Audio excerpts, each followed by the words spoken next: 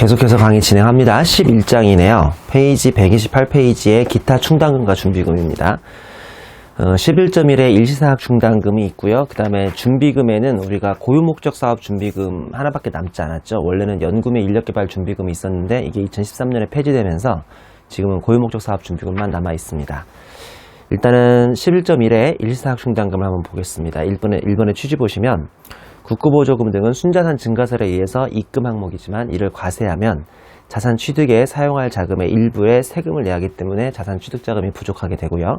그래서 국고보조금 등을 일시사학 충당금조로 또는 비사학 자산이면 압축기간 충당금이죠. 요거를 일시에 일단 송금산입 해주게 해서 세부담을 없게 한 다음에 감가상각비와 상계하거나 처분 시 입금으로 뱉어내야 하는 어차피 조삼모사 제도죠. 지금 송금산입을 하긴 하지만 나중에 결국은 입금산입으로 과세 이연되는 조삼모사 제도라고 생각하면 되겠습니다. 이게 원칙적으로는 결산조정사항이지만 기업회계에서 인정되지 않는 충당금이므로 신고조정을 가능하게 해주는 전형적인 임의조정사항이 되겠습니다.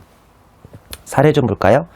주류제조업 A사는 환경보호를 위하여 공병 재활용 방침을 정하고 환경부로부터 공병 세척기 취득자금을 국고보조금 형태로 당기 12월 1일에 10억을 보조받았음. 이거 제가 진짜 옛날에 겪었던 사례죠.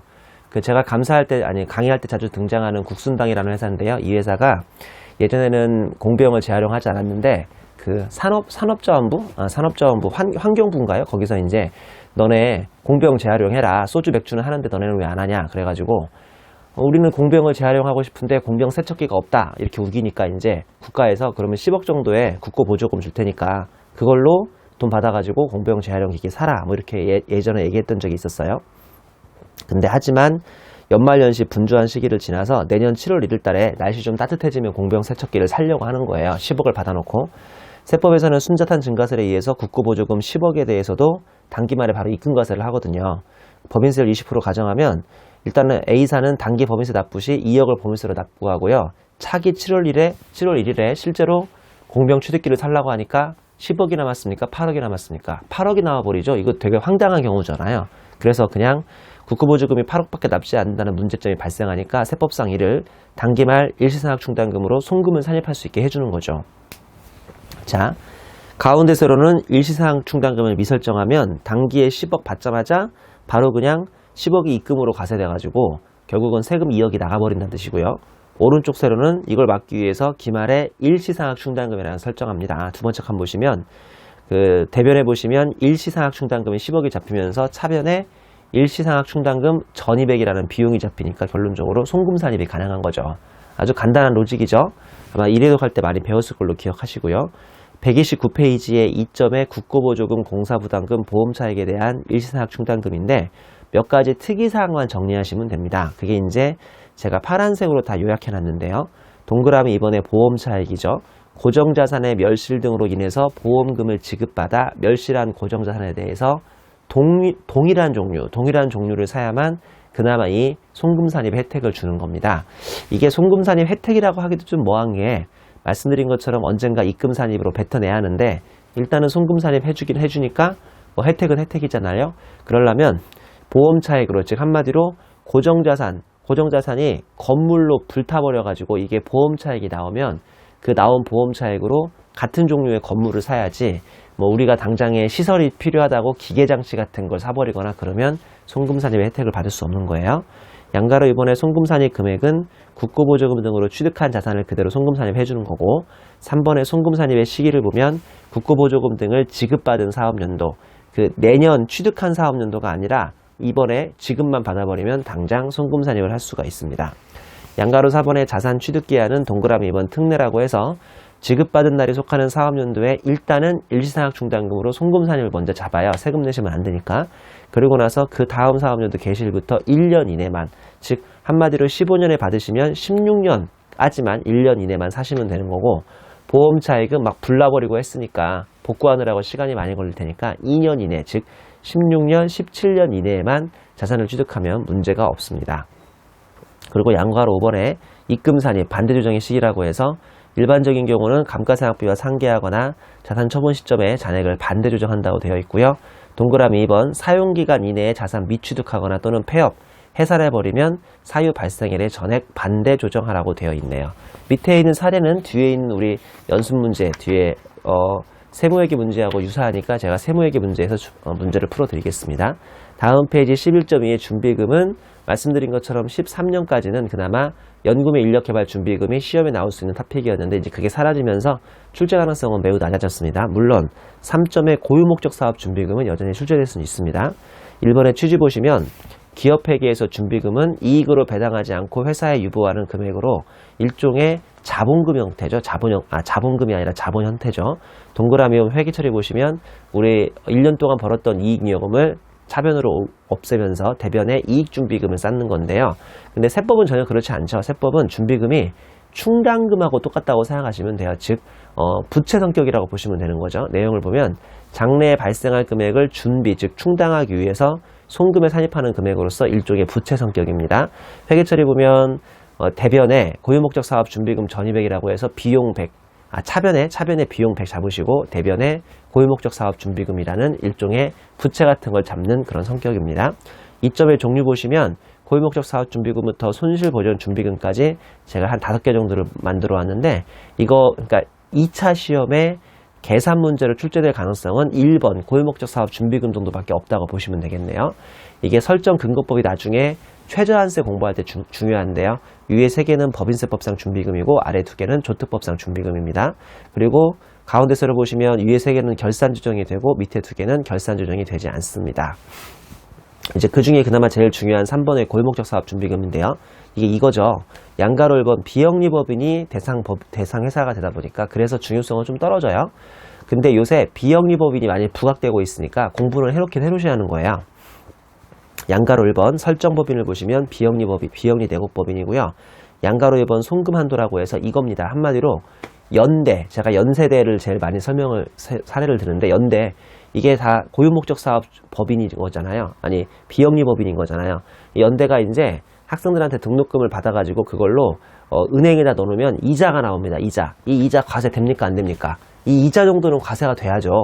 그래야 하는 거잖아요. 근데 이 고유목적 사업을 하는 비영리법인은 이 이자 같은 거 받은 걸로도 예를 들어서 학교 사업에 투자할 수도 있고, 학교 사업이라고 하면 안 되지, 학교 시설에 투자할 수도 있고, 아니면 학생들 장학금을 줄 수 있는 등 말 그대로 고유목적으로 좋은 목적으로 쓸 테니까 이거를 지금 송금으로 인정해줘서 세금을 안 내게 해주는 거예요. 이렇게 이자가 이만큼 100 들어와서 입금 올라갔어도 송금 산입으로 이렇게 다운을 시켜주는 거죠.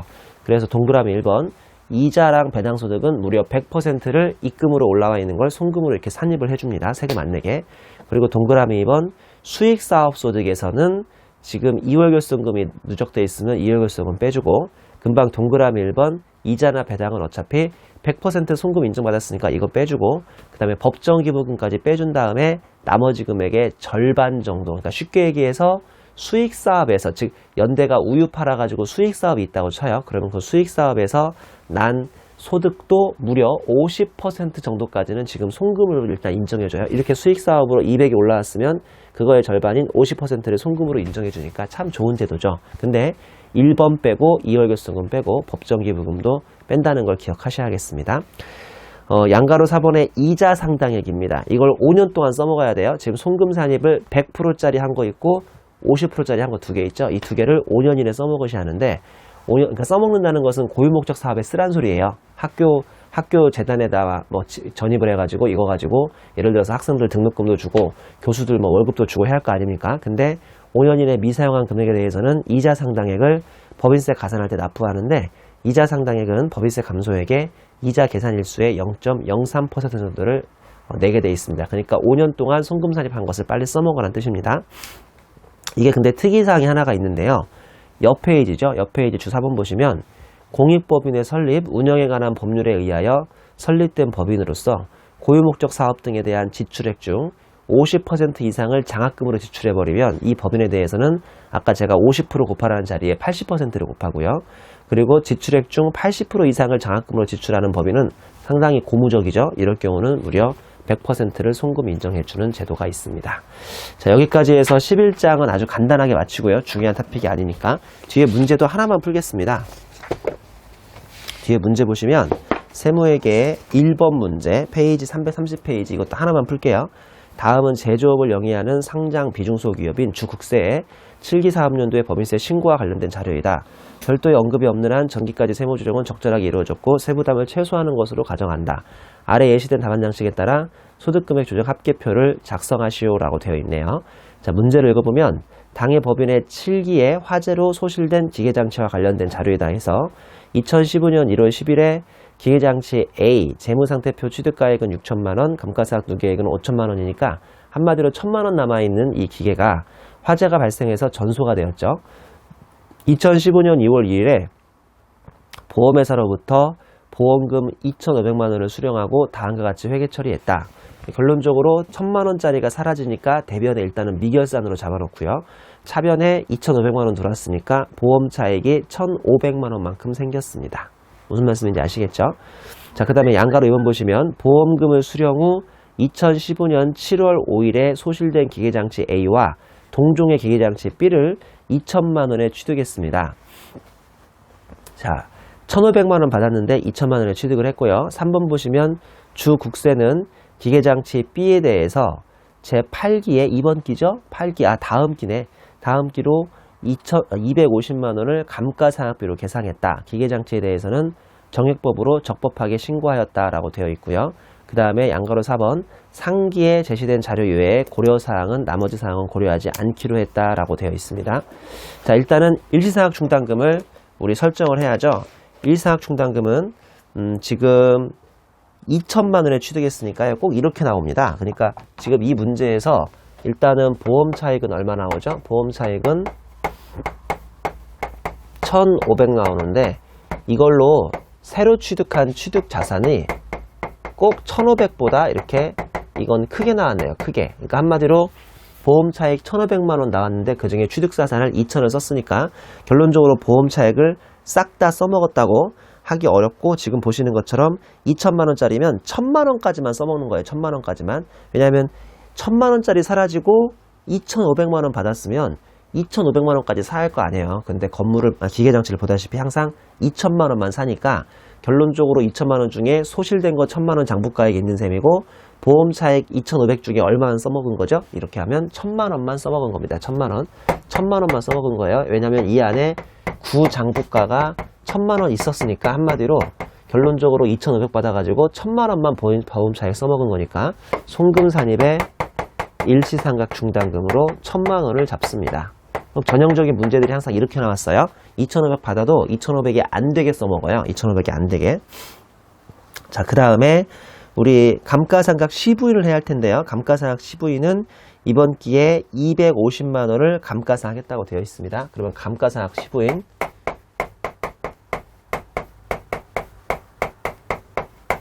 1. 회사계산 감비. 회사계산 감비는 250만원이죠. 250만원. 그 다음에 2번, 이거 한도 구해볼까요? 한도는 지금 얼마짜리 샀더라? 얼마짜리 샀냐면 2천만원짜리 샀죠. 2천만원짜리 사고 곱하기 내용연수는 몇 년인가요? 내용연수는 정액법으로 적법하게 신고했다고 되어 있네요. 그리고 10년짜리로 위에 샀다고 되어 있으니까 10분의 1 하시고 그 다음에 12개월 곱에 6개월 하시면 100만원 나오나요? 100만원? 100만원 나오죠? 그럼 한도 초과가 일단 150만원이네요. 송금불산입의 한도초가 150만원이 됩니다. 자, 그리고 마지막으로 일시상각 충당금 잡은 거 산 거 이렇게 계속 반대 조정을 해 나가야죠. 반대 조정을 언제 해 나가요?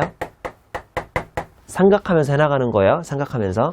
자, 이번에 지금 얼마 삼각을 했냐면 총 250 삼각한 거예요. 100 삼각한 거예요. 150 삼각한 거예요.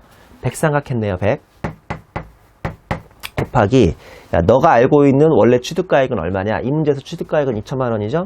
2천만원 중에 그 중에 지금 일시상각 충당금이라고 송금산입이 1,000만원 들어가 있으니까 그 중에 이 1,000만원 정도는 부인하자. 얼마가 나오냐면 50만원이 되겠습니다. 50만원. 요거는 송금산입에 대한 반대 조정으로 입금산입으로 일시상각 충당금을 50만원을 이렇게 반대 조정해 줍니다. 그러니까 쉽게 얘기해서 이 문제가 앞으로 10년 동안 삼각이라면서요. 10년 동안 삼각이니까 이거를 계속 앞으로 10년 동안 생각할 때마다 반대 조정으로 100을 하면 되는 거죠. 근데 올해는 반년만 했으니까 일단 50만 원 한 다음에요. 앞으로 10년 동안 100 9번 하면 950이죠. 그리고 이제 11년 차에 또 반년, 상반기 반년 동안 50만 원을 더 하면 딱 1000만 원이 정확히 반대 조정이 되겠네요. 아주 뭐 간단한 문제니까 다음에 있는 2번 문제까지 같이 한번 풀어보시기 바랍니다. 자, 이번에는 12장입니다. 부당행위 되겠습니다. 12장 부당행위는 시험 문제에 종종 나오는 중요한 토픽이죠. 12.1에 132페이지 갑니다. 1점에 여기 보시면 법인이 특수관계인과의 거래, 그 다음에 조세 부담을 부당히 감소시킨 경우 두 가지 조건을 동시에 만족해야죠. 특수관계인과의 거래, 그 다음에 조세 부담의 부당한 감소입니다. 즉 시가에 비해서 싸게 손해나는 거래를 통해서 세금을 회피하는 경우죠. 그 거래를 부인하고 정상적으로 거래한 경우를 가정해서 소득금액을 다시 계산하는 제도입니다. 이거 제가 칠판막을 써놓은 것처럼 이익 볼 때 하는 제도가 아니라 손해났을 때 하는 제도라는 거 반드시 기억하시기 바랍니다. 이 점의 유형에는 여러분 이래독이 아니니까 바로 그냥 주로 내려갈게요. 주로 보시면 이렇듯 상대방에게 이익을 분여하는, 즉 나의 손해로 조세 부담을 회피하는 전형적인 고가 양수, 저가 양도만 부당행위 걸리는 거 아시죠? 고수, 저도로 기억하시면 될 것 같습니다. 고가 양수, 저가 양도만 부당행위 걸리는 거고요. 3번의 중요성 기준을 보시면 1과 2 중 하나만 해당해도 중요성 기준을 넘게 되어 부당행위가 된다고 되어 있죠. 금액 기준 보시면 시가 빼기 거래가의 경우는 3억 이상이면 부당행위 걸리고요. 또는 비율 기준으로는 시가분의 시가 빼기 거래가 또는 거래가 빼기 시가가 5% 이상이면 부당행위에 걸립니다. 자, 예전에 1차 수준의 객관식 문제에 이런 말이 많이 나왔죠. 부당행위에 해당하지 않으려면 금액 기준으로 시가 빼기 거래가 차액이 3억 이상이면서 이상이거나 비율 기준이 시가분의 시가 빼기 거래가가 5% 이상이어야 된다라고 문제들이 많이, 죄송합니다. 제가 거꾸로 얘기했네. 다시. 부당행위에 해당되지 않으려면 시가 빼기 거래가가 3억 이하 또는 3억 미만 이거나, 그러니까 이거나 5월로 문제들이 많이 나왔다고요. 이거나, 그리고 비율 기준이 시가분의 시가 빼기 거래 금액의 비율 기준이 5%에 미달해야 한다. 이렇게 5월로 많이 나왔는데 5월입니까? 엔드입니까? 엔드죠? 왜 그런지 아시죠? 그러니까 부당행위 걸리려면 이 금액 기준이 3억 원 이상이거나 아니면 5% 이상이니까 한마디로 부당행위 안 걸리려면 둘 다 미만이 돼야 하는 거잖아요. 무슨 말씀인지 아시죠? 그래서 이게 5월가 아니라 1차 수준의 문제에서는 엔드여야 하는 문제가 되는 겁니다. 그런 거 많이 예전에 나왔었죠? 다음 페이지 133페이지에 주에 보시면 상장 주식은 시가 산정에 어려움이 없으므로 중요성 기준이 없다고 되어 있습니다. 그러니까 원래는 3억 이상이거나 5% 이상일 때 걸리는 규정인데 상장 주식은 시가 산정을 금방 할 수 있으니까 이 중요성 기준이 없죠.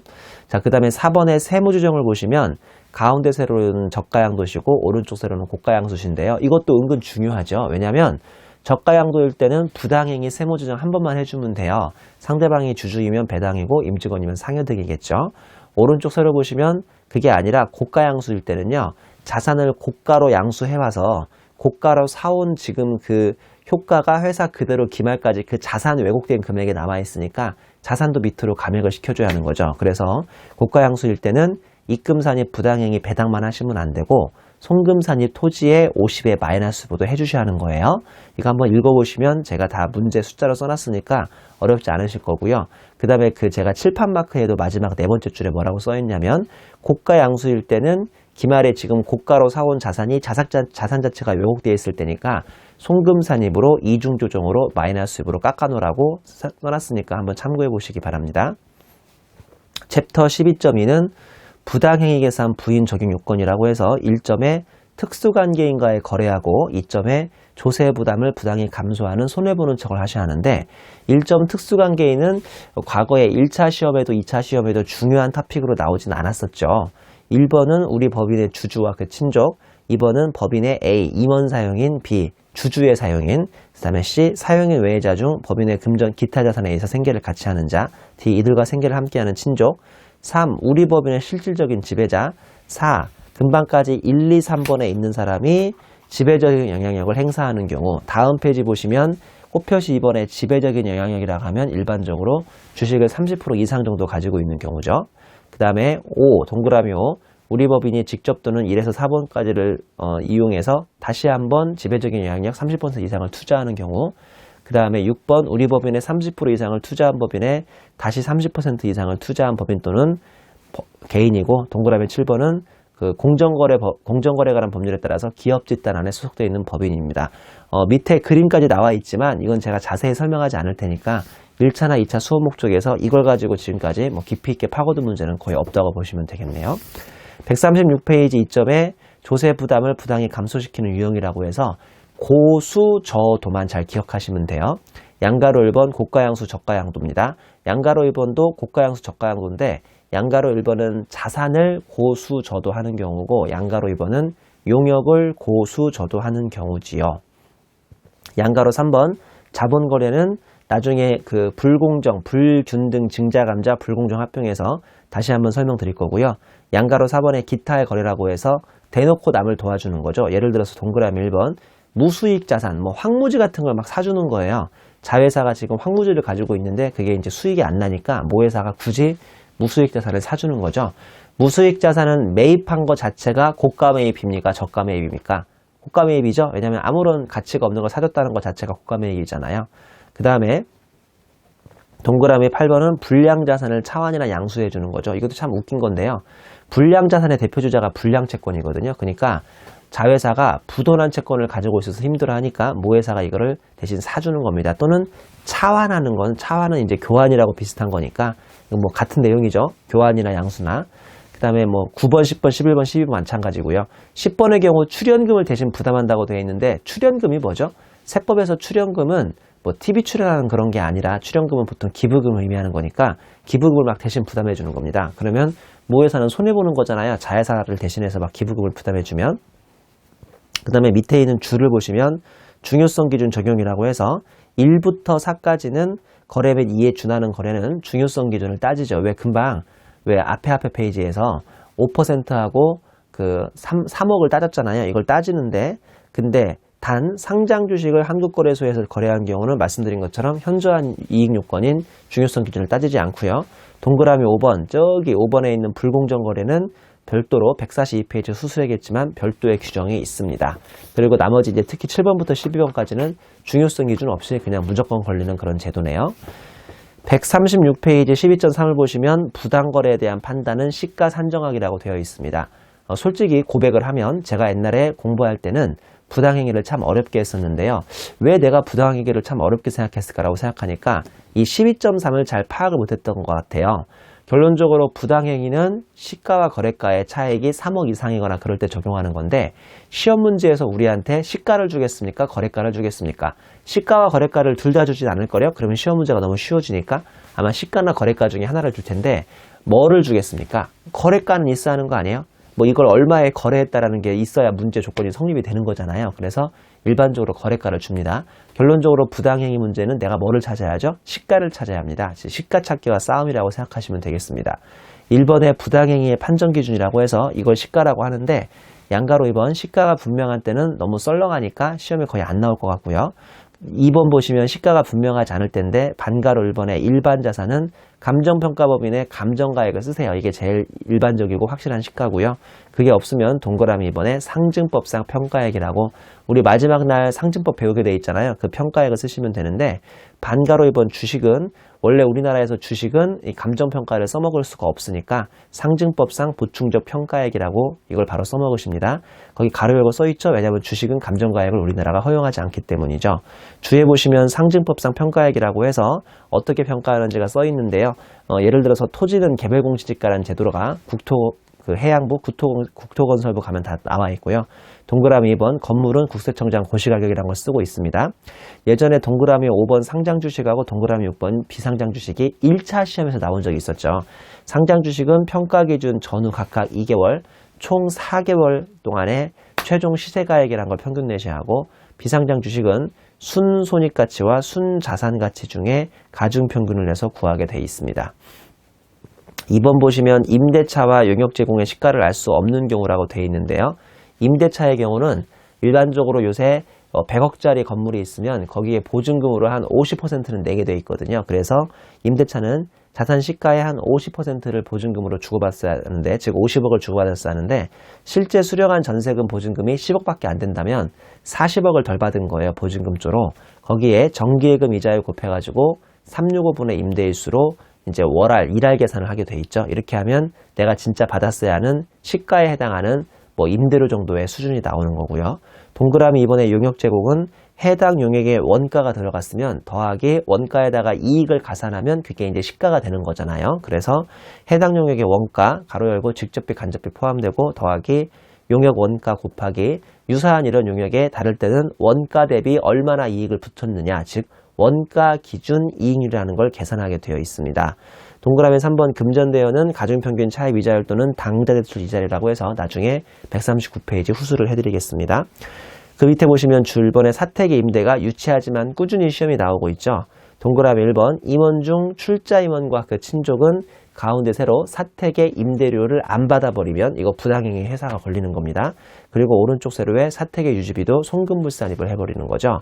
근데 동그라미 2번 소액주주 임원 비출자 임원 모든 사용인은 사택의 임대료가 부당행위가 적용되지 않고요. 사택의 유지비도 송금 인정된다는 긍정적인 측면이 있습니다. 마지막에 꽃표시 1번 보시면 아시겠지만 출자 임원인지 여부는 그 회사 주식의 1% 이상을 가지고 있는지로 판단하게 되어 있습니다. 다음 페이지 주 2번 보시면 원가 기준 이익률이라고 해서 제가 그 손익계산서의 일부를 따왔는데요. 매출액 100원에 매출원가 80원이고 매출 총이익이 20원이면 우리 재무회계에서 일반적으로 이익률은 매출액분의 이익을 올리니까요. 100분의 20이어서 20%가 나오는데 우리 세법에서는 원가 기준 이익률을 씁니다. 그 이유는 내가 지금 옆 페이지 공식에 의하면 용역에 직접 투입된 원가밖에 모르기 때문에 원가 대비 이익률을 구하시는 건데 원가 대비 이익률이라고 하는 것은 분모에 매출액이 아니라 원가가 들어가야 하니까요. 80분의 20이어서 25%의 이익률을 보이는 것이지요. 됐죠? 그 밑에 클릭마크 보시면 부당행위 계산 부인의 4단계 접근법이라고 해서 첫 번째 거래가를 문제에서 줄 거고요. 두 번째 시가를 우리가 구하셔야 하고요. 세 번째 중요성 기준을 판단해서 3억이 넘어가는지 그리고 3% 또는 5%를 넘어가는지를 구하셔야 하는데 웬만한 시험 문제는 당연히 넘어가는 문제가 나올 겁니다. 왜냐하면 넘어가야 학생들한테 문제를 풀어보라고 할 수 있을 거 아니에요. 출제 교수님들이. 근데 이제 가끔씩 안 넘어가는 문제가 있어요. 예를 들어서 부당행위가 1번 크게 나오고 양가로 1번, 양가로 2번, 양가로 3번 3개의 밑에 서브 문제를 준다면 그 중에 2개는 뭐 부당행위 걸리게 하고 하나는 이 부당행위에 안 걸리게 뭐 얼마 크게 시가 대비 차액이 안 나게 문제를 주는 경우가 있으니까 이 양가로 3번의 중요성 판단도 반드시 해보셔야겠고요. 양가로 4번의 세무 조정을 보시면 고가양수는 입금 산입 상여하신 다음에 송금 산입 토지나 건물로 마이너스 수입으로 자산권 깎으라고 했어요. 그 다음에 저가양도는 입금 산입에 부당행위만 해주시면 됩니다. 그리고 주에 보면요. 단기에 미지급한 부당행위, 시가초과액은 미지급금으로 보지 않고 향후 지급 시 부당행위로 본다고 되어 있습니다. 헷갈리시면 가로만 기억하시면 되는데 부당행위를 아직 돈이 없어가지고 돈을 상대방한테 못 줬다. 즉 쉽게 얘기해서 미지급된 부당행위인데 미지급된 부당행위는 세법상 부인하게 되어 있습니다.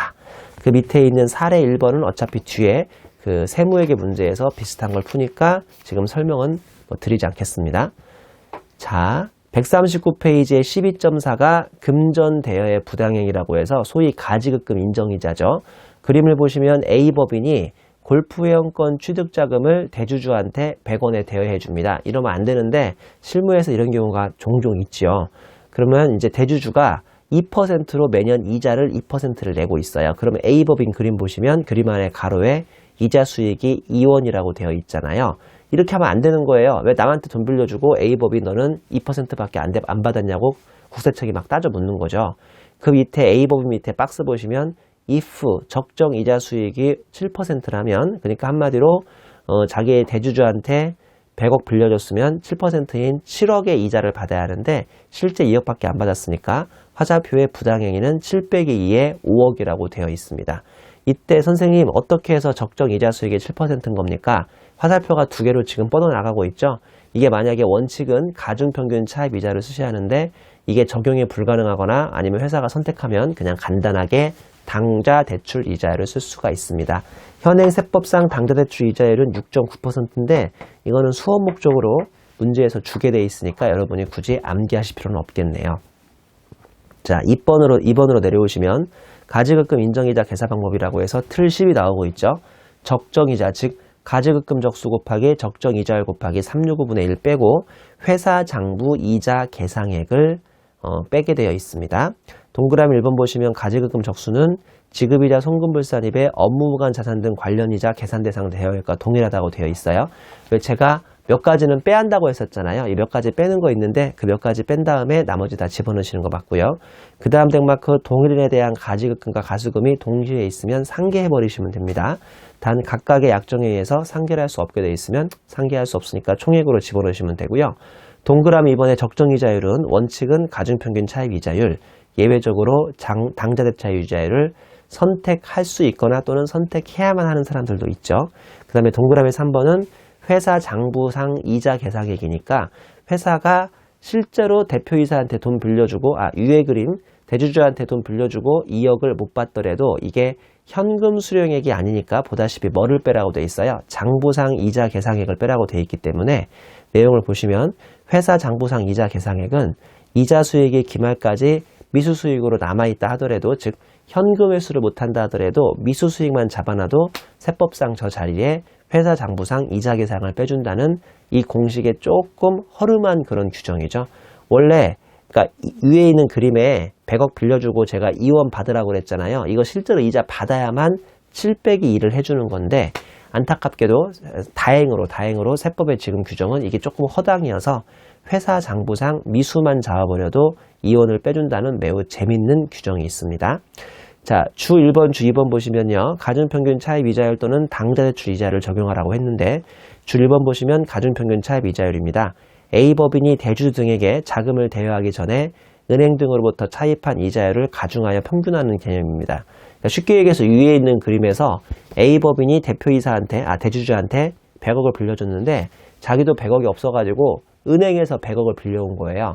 7%에 빌려오면 바로 이 가중평균 차입 이자율이 7%가 되는 거죠. 한마디로 은행에서 7%로 빌려와서 대주주한테 7%로 빌려주라 이 소리니까요. 가중평균 차입 이자율은 박스에서 나와주시는 것처럼 자기가 은행에서 100억 한 번만 빌려왔으면 참 럭키한 건데 100억은 7%에 또 다른 100억은 9%에 한마디로 200억을 빌려온 적이 있는 거예요. 그러면 7%와 9%의 가중평균인 8%를 빌려오는 셈이거든요. 그게 이제 박스에 나와 있습니다. 가끔씩 이제 가중평균 차입 이자율을 구해보라는 좀 어려운 문제가 있죠. 꽃표시 1번 보시면 이 분자에 또는 분모에 들어가는 차입금 잔액에는 특수관계인 차입금, 채권자 불분명 사채와 피실명 채권증권, 그 다음에 연지급 수익 관련 채무와 장기연부 관련 매입된 채무는 싹 다 제외하라고 되어 있고요. 꽃표시 2번 이자율 보시면 변동금리로 과거에 은행으로부터 차입을 했는데 한 6개월 후에 대주주한테 그 중에 100억을 빌려주면 예전 6개월 전에 변동금리로 처음 차입해왔던 그게 아니라 6개월 후 오늘날 대주주한테 10억을 빌려줄 때의 대여 시점의 이자율로 곱하게 되어 있습니다. 다음 페이지 사례 있습니다. 사례 한번 풀어보시죠. 제가 나중에 세무회계 문제 풀 때 다시 한번 소개해 드리겠습니다. 주 2번 보시죠. 주 2번 보시면 당좌 대출 이자율 2015년 현재 세법은 6.9%로 정해졌지만 수업 목적상은 제가 외울 필요 없다고 돼 있어요. 이 당좌 대출 이자율을 적용해야 하는 경우를 한번 소개해 드리죠. 일단 양가로 이번에 선택부터 봅시다. 이게 쉬우니까. 선택 규정이라고 해서 법인세 신고 시 당좌 대출 이자율을 적용하겠다고 신고하면 어떤 법인이든 특히 중소기업, 우리나라 중소기업은 당좌 대출 이자율을 일일이 구하기 좀 힘들어 하니까 선택만 하신다면 오른쪽 세로 단기와 이후 2기 동안, 즉 총 3기 동안 이 당좌 대출 이자율을 선택해서 적용할 수 있습니다. 그러면 3기 후에는 어떻게 하면 돼요? 3기 후에는 또 당좌 대출 이자율을 또 하겠다고 또 신고하면 또 3년, 또 3년, 또 3년 계속 당좌 대출 이자율을 쓸 수 있으니까 우리나라에서 많은 중소기업은 귀찮으니까 양가로 이번에 이렇게 선택하는 방식으로 당좌대출 이자율을 사용하고 있습니다. 위에 양가로 1번은 의무죠, 의무. 이런 경우는 무조건 당좌대출 이자율을 적용하게 되어 있는데, 동그라미 1번 특수관계인이 아닌 자로부터 차입한 금액이 없는 경우죠. 자신이 은행에서 100억을 빌려와서 대주주한테 100억을 빌려준 건데요. 은행이 자신과 특수관계인인 거예요. 그러면 결론적으로 왜 앞 페이지에 있던 분모분의 분자를 통해서 가중평균 차입 이자를 구하라고 했는데 구할 수가 없잖아요. 왜냐하면 분모분의 분자에 특수관계인은 넣지 말라고 했으니까. 그러면 어쩔 수 없이 가중평균 차입 이자율이 아닌 당좌대출 이자율을 구하여야 하는 것이고요. 동그라미 2번 차입금 전액이 채권자 불분명 사채 비실명 채권증권으로 조달된 경우죠. 이것도 앞서 말한 것처럼 분모분의 분자에 이게 빠지라고 돼 있잖아요. 근데 나의 차입금이 전부 다 이걸로 조달돼 있으면 분모분의 분자에 늘 숫자가 없게 되는 거죠. 이해하셨죠? 3번 요거를 많이들 물어보던데요. 자금을 대여한 법인의 대여 시점 현재의 가중평균 차입 이자율이나 대여금리가 자금을 차입한 법인, 즉 빌려간 법인의 가중평균 차입 이자율보다 높은 경우도 뭔가 냄새가 난다며 가중평균 차입 이자율을 못 쓰고 당좌대출 이자율을 쓰게 돼 있습니다. 간단히 설명할게요. 왜 앞에 그림에서 내가 누구한테 100억을 빌려줬습니까? 대주주한테 100억을 빌려주었죠? 근데 그게 아니라 이렇게 한번 가정해 볼게요. 나는 A인데 내가 B한테 100억을 빌려준 거예요. 100억을. 그러면 나는 대여해준 법인이 되고요. 그 다음에 B는 차입한 법인이 되는 겁니다. 이해하셨죠? 이해하셨죠? 다시 한번 읽어볼까요? 자금을 대여한 법인의 대여 시점의 현재 가중평균 이자율을 어렵게 구해보니까 이게 예를 들어서 8%가 나오더래요. 근데 이 8%가 자금을 차입한 법인의 가중평균 차입 이자율, 얘도 우연히 자신의 가중평균 차입 이자를 구해보니까 6%밖에 안 나오더래요. 그러면 이렇게 커지잖아요. 이럴 때는 뭔가 이 8%의 냄새가 난다고 보고 8%를 쓰지 않고 당좌대출 이자율인 6.9%를 쓰게 되어 있습니다. 왜 그러냐니까요. 왜 그러냐면 얘 입장에서 보세요. 지금 나는 주인공이 A인데요. 이 케이스는 B 입장에서 보시는 거거든요. B 입장에서는 가중평균 차입 이자율이 몇 %니까? 6%니까. 이건 무슨 말이냐면 자신이 은행에서 정당하게 돈을 빌리면 몇 %만 내면 된다는 소리예요. 6%만 내면 되는데 자신의 특수관계인한테 100억을 굳이 몇 %에 빌려온 겁니까? 8%에 빌려온 거잖아요. 그러면 뭔가 높은 이자율로 빌려온 게 냄새가 난다는 그런 판단하에 이런 경우는 당좌대출 이자율을 쓰게 되어 있습니다. 이게 뭐 그렇게 어렵거나 중요한 게 아닌데 학생들이 좀 많이 물어보더라고요. 다시 설명하면 나는 A인데 내 가중평균 차입 이자율이 8%가 나왔는데 내가 돈을 빌려준 B의 가중평균 이자율이 6%가 나와버리면 B가 이상한 애라 이거예요. 얘가 왜 굳이 나한테 빌려갔냐고요. 지가 은행에서 빌리면 6%에 빌려오는데. 그래서 이런 경우는 당좌대출 이자율을 쓰게 되어 있습니다. 주 3번을 보시면 장기 미회수 이자라고 되어 있죠. 왜 아까 그 인정이자 계산 그 공식에서 빼기 현금이자를 빼줬습니까? 회사 장부계상입니까? 장부계상이니까 이론상 미수수익을 막 잡으면 된다면서요. 그 미수수익을 잡으면 아주 쉽게 인정이자가 빵이 나올 수 있거든요. 즉 예를 들어서 아까 왜 대주주한테 100억 빌려주고 7% 정도를 받으라고 그랬죠. 근데 7%를 못 받고 2%인 그 2억만 받았는데 나머지 빼기를 5억 정도를 미수이자를 잡아놓는 거예요. 그러면 7 빼기 7이 돼가지고 가지급금 인정이자 아무도 계산할 필요가 없잖아요. 이게 인정이 되겠어요? 안 되겠어요? 돼야 돼요? 안 돼야 돼요? 이게 되면 말도 안 되는 거 아닌가? 한번 볼게요. 장기 미회수이자, 즉 미수수익만 잡아놓으면 인정이 되는지 안 되는지. 양가로 2번을 보시면 돼요. 양가로 2번. 이자율 상환기간에 대한 약정이 있는 경우, 즉 대표이사 또는 아까처럼 대주주하고 뭐 100억 빌려주고 7%로 주고받기로 약정한다라고 계약서만 써놓는다면 동그라미 1번 귀속 시기가 도래한 금액은 입금으로 인정해 주는데 그 다음 동그라미 2번 업무무관 가지급금 및 그 이자를 회수하지 아니한 경우, 즉 못한 경우 그 미수수익으로 거짓말로 잡아놓은 7억은 돈을 받을 수가 있겠습니까? 없겠습니까? 절대 없거든요. 못 받아요. 자, 그런 경우는 다음 둘 중 하나에 해당하면 입금에 산입한 첫 번째 땡마크 특수관계가 소멸되지 아니한 경우로서 가지급금의 이자를 이자 발생일에 속하는 사업연도 종료일부터 1년 이내 회수하지 못하면 부인해버린다고 되어 있습니다. 무슨 말인지 아시겠죠? 거짓말 아마 모르실 거예요. 옆 페이지 사례 좀 볼게요. 실무에서 이렇게 장난을 많이 치거든요. A사는 7기에 1월 1일 날 대표이사에게 100을 대여하고 금전 소배대차 계약서라고 서로 돈 빌려준 사람하고 돈 빌려간 사람이 이렇게 계약서 쓰게 돼 있습니다. 단기말 7% A사 가중평균 차입 이자율로 이자를 수수하기로 약정했습니다. 아까 앞에 있는 그림하고 동일하죠. 7억은 주고받으란 소리인데 7기말 A사는 기업회계상 이자 수익을 약정에 따라 계상을 했어요. 나오지도 않은 거, 받지도 않은 걸 이자 수익 계산했다고요. 한번 회계 처리 보세요. 7기말에 보다시피 미수 수익 7에 이자 수익 7을 잡았잖아요. 이거 들어오지도 않는 건데. 맞죠? 그리고 이렇게 하면 국가가 인정해준다, 인정 안 해준다? 인정해준다니까요, 미수를. 단 몇 년 안에 회수하시라고요? 1년 안에 회수해야 한대잖아요, 아까. 자, 그리고 7기말 A사는 기업회계상 이자 수익을 약정에 따라 계상했지만 8기까지도 회수를 못합니다. 현실에서 100% 회수 못한다고 생각하시면 돼요. 이 대표이사나 대주주가 미쳤다고 7원을 갚습니까? 안 갚지.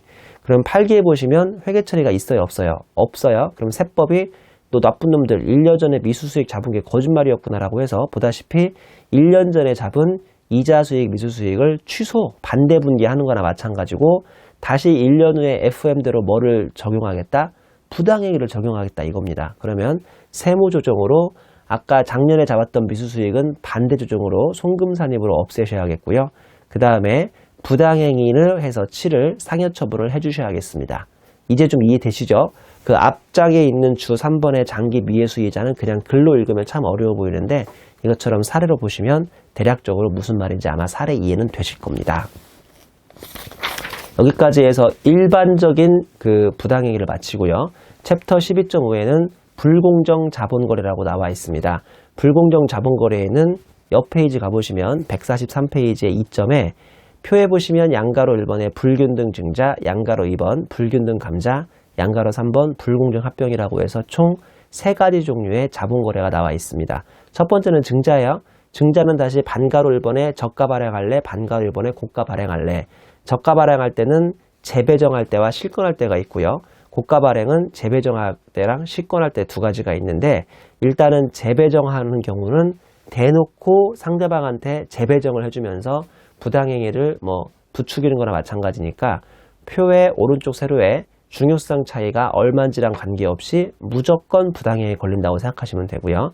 나머지 것들은 다 중요성 기준을 넘어가야만 부당행위에 걸립니다. 참고로 중요성 기준은 아까 얼마라고 그랬죠? 3억 5%라고 했죠. 여기 주에 보시면 이 불공정 자본거래는 한번 나왔다 하면 사이즈가 매우 커지기 때문에 무려 3억 또는 30% 차이를 우리는 중요한 차이라고 얘기하고 있습니다. 그리고 나머지 것들은 끝에 있는 클릭마크를 보시면 되는데요. 불공정 자본거래의 4단계 접근법이라고 해서 1단계는 위에 있는 6가지 유형과 특수관계, 즉 이익을 분여받은 사람이 누군지를 파악하시면 되고요. 2단계는 자본거래 전후의 주식수 변동을 파악하라고 되어 있고 3단계는 자본거래 후에 확정주감의 중요성 파악하고 4단계는 분여받은 자의 총이익 및 분여이익 비율을 파악하라고 되어 있네요. 이게 무슨 말인지는 하단에 있는 박스 그림을 보시면 아는데요. 양가로 1번 주주별 총손익이라고 해서 자본거래 후의 시가 빼기 자본거래 전의 주식시가 더하기 추가 구입액을 더해서 주주별 총손익을 구하시고 양가로 1번 주주별 부당행위 금액은 양가로 1번 곱하기 분여받은 자의 분여 비율로 이 주주별 부당행위 금액을 구합니다. 이게 무슨 말인지 그냥 공식 봐서는 전혀 이해 안 되는 거 아시죠? 다음 페이지에 있는 사례 하나 풀어보셔야 하는데요. 이 사례 역시 우리가 세무회계 교재에서 풀 사례랑 비슷한 사례니까 여러분한테 맡기고요. 잠깐 쉬었다가 세무회계 문제집으로 본격적으로 한번 보완을 해보겠습니다. 수고하셨습니다.